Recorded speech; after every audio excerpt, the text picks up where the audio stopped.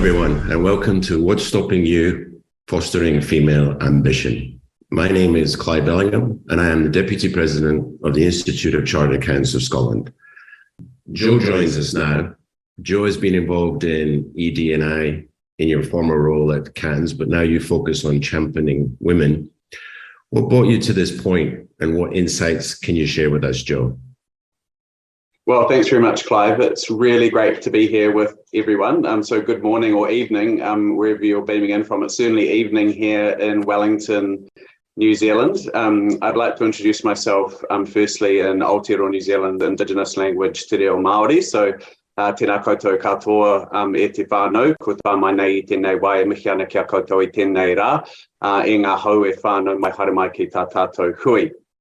So before I start, I'd like to take the opportunity to acknowledge that it's a real privilege to be here with you on International Women's Day and celebrate both the amazing women on this panel tonight, but also those joining to view the session.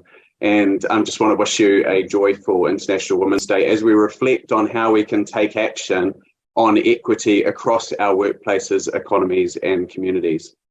So Clive, you asked me what brings me here today. I'm now in a career which is fully immersed in diversity, equity and inclusion, a wonderful place to be for me. Two real main drivers or points for me. I have a deeply held belief that the most dynamic and successful professions and workplaces of the future will be those that embrace, attract, include and empower diverse talent. They'll be more innovative, productive, sustainable, and profitable than those who continue with systems, processes, and cultures that have served them well up till now, but won't serve them well into the future. I just think this is a huge opportunity for the accounting profession now to take bold action to disrupt some of the systems that are driving the inequitable outcomes for women described in the research today.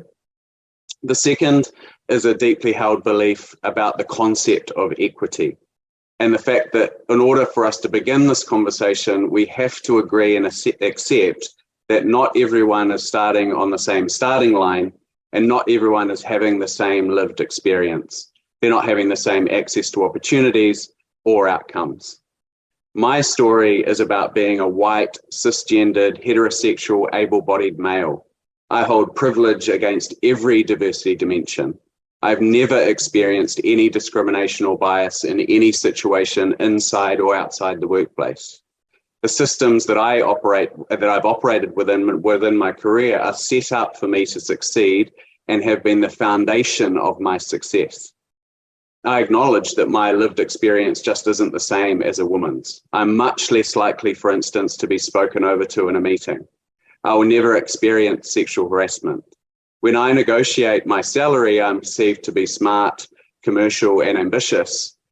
Sometimes my female colleagues are perceived to be arrogant, greedy, and troublemakers.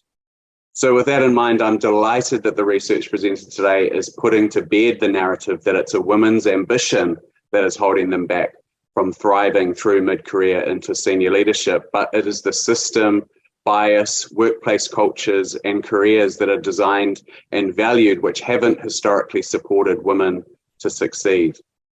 I think the good news here is the accounting profession has a once-in-a-generation opportunity to transform itself from what's perceived to be a traditional, long hours, high stress, high burnout career option, which values people without other life responsibilities, into a flexible and agile, inclusive and dynamic choice for our next generation where women and men can thrive into positions of influence.